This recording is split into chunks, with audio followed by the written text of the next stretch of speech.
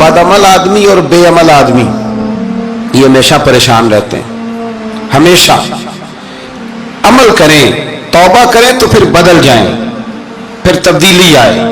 और ये कोई मुश्किल काम नहीं, जो बदलने वाले थे वो बदल गए। बड़ा कुछ करते थे पर फिर वो लोग बदल गए। हजरत फुजाला रदी अल्लाह ताला अन्हु कहते हैं कि मैं बड़ा दिलदादा था औरतों का, और मेरा माहौल ये था कि मैं कत्ल भी कर लेता था, माज़अल्लाह चोरी भी कर लेता था, और रात मेरी तबीयत थी माज़अल्लाह नई से नई औरत के पास जाना। कहते हैं अबू जाल ने ऐलान किया कि जो नबी पाक अलैहिस्सलाम का सर अक़दस माज़अल्लाह काट के लाएगा, नकले कुफ्र कुफ्र न बाशर, 100 सुर्ख ऊंट इनाम मिलेगा। तो मैंने इरादा कर लिया कि मैं बहुत सारा इनाम हासिल करूंगा। कुरान मजीद में ना अल्लाह फरमाता है कि बहुत सारे लोग ऐसे हैं जिन्हें अगर मैं रिस्क में कुशादगी दे दूं, ज्यादा पैसे दे दूं, फरमाया बागी हो जाए, वो सरकश हो जाए। ये बहुत सारे लोगों को जो अल्लाह तबारक व तआला इत्दाल में रखता है तो ये उनके लिए बेहतर है। हर बंदा दौलत के होते हुए नेक हो सकता, तो ये अल्लाह अगर रखता है ना इत्दाल में तो शुक्र करे अल्लाह का, वरना तो लोग अयाशियां करें, पता नहीं क्या कुछ कर गुजरे। तो हजरत फुजाला कहते हैं कि मैंने खंजर तैयार किया और मैंने बगल में उसको छुपाया, ऊपर मैंने चादर ओढ़ ली। अब मुझे पता था ज़ोहर की नमाज के बाद नबी पाक सल्लल्लाहु अलैहि वसल्लम तवाफ़ काबा के लिए, बैतुल्लाह शरीफ के तवाफ़ के लिए जाते हैं। कहते मैं भी उस तरफ बढ़ा। रास्ते में ना वो खातून जिसके घर मैंने रात आना था, मैंने दरवाजे पे दस्तक दी। मैंने कहा कि तैयार रहना, तैयार रहना, आज मैं बड़े पैसे लेके आऊंगा। उससे मैंने ये कहा और फिर मैं चला गया बैतुल्लाह शरीफ का तवाफ करने। कहते हैं अल्लाह के महबूब भी तवाफ कर रहे थे तो मैंने भी तवाफ शुरू कर दिया। इरादा ये था कि जहां नबी पाक अलैहिस्सलाम मेरे करीब से गुजरेंगे तो मौका पाकर मैं हुजूर के जिस्म अक़दस पर खंजर खोप दूंगा और माज़अल्लाह शहीद कर दूंगा।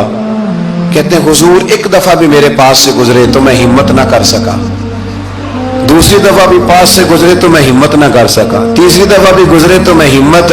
नबी करीम सल्लल्लाहु अलैहि वसल्लम 2-3 दफा गुजरे तो फरमाते हैं कि मुझे मौका ना मिला, इसलिए कि हुजूर फरमाते हैं अल्लाह ने रोब के साथ मेरी मदद फरमाई, दुश्मन पर मेरा रोब तारी हो जाता है। फरमाते हैं जब चक्कर पूरे हो गए तो महबूब करीम ना छठे चक्कर पे फरमाने लगे फुजाला चक्कर एक रह गया है, बेखबर हो जो गुलामों से वाक़ा क्या है, एक फेरा रह गया। कहते तवाफ मुकम्मल हो गया तो महबूब मेरे करीब आए, फरमाया वो काम करते क्यों नहीं जिसके लिए आए थे। मैंने अर्ज की या रसूलल्लाह कौन सा काम, कैसा काम? अंदर तो चोर था ना, बांझ फकीरों किसे नहीं मारिया, ए हुई चोर अंदर दा, अंदर चोर था ना। कहते हुजूर ने मुझे कंधे से पकड़ के हिलाया, फरमाया करते क्यों नहीं। जब हुजूर ने हिलाया तो वो खंजर भी पैरों में गिरा और मैं भी रसूलुल्लाह के पैरों में गिर गया। मैंने कहा हुजूर मुझे कलमा पढ़ा दे। कहते हैं हुजूर ने पहले मेरे दिल पे दस्ते मुबारक फेरा, फिर मेरे नबी ने मुझे कलमा पढ़ा दिया।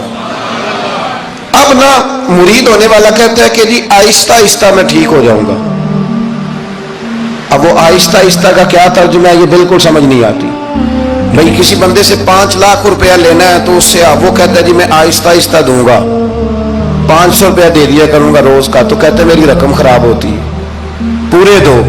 और नेकी की बात जब आती है तो कहते हैं हज़रत साहब दीन इतना सख्त नहीं है, मैं आहिस्ता आहिस्ता ठीक हो जाऊंगा। अब मैं मगरिब इशा पढ़नी शुरू कर दी है मैंने, अब मैं तस्बीह ले ली है, कल मैंने भी आहिस्ता आहिस्ता मैं ठीक हो जाऊंगा।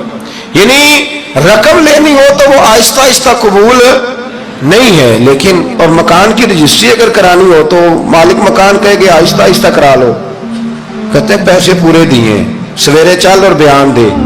ये क्या बात हुई? यहां ये जो हमारा माहौल था ना, कर लेंगे हो जाएगा, यकीन करें लोग कब्रों में चले गए हैं पर मस्जिदों में नहीं आए।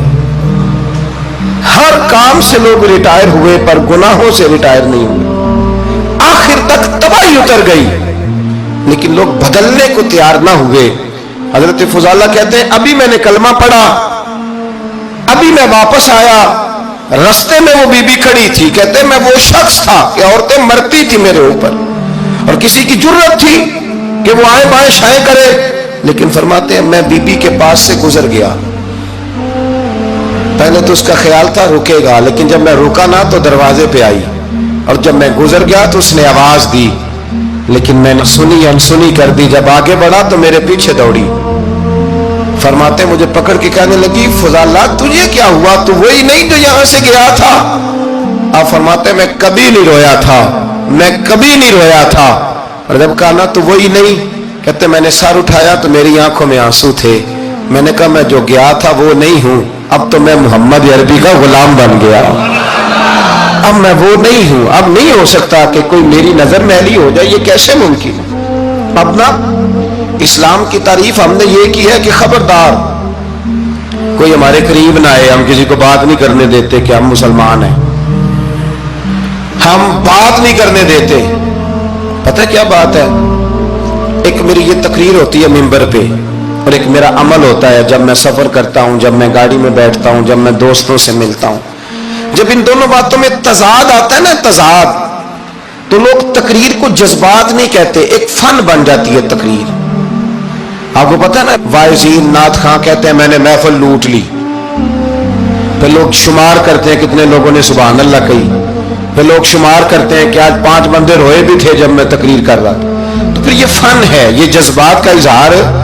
سمجھ لیں بات کو کہ عمل جب آپ نہیں نہ کرتے عمل، تو آپ خود بڑے بے چین رہتے ہیں کہ یار یہ میں کیا کر رہا ہوں، یہ کون سا گورکھ دھندا ہے کہ میرا عمل صفر ہوتا جا رہا ہے.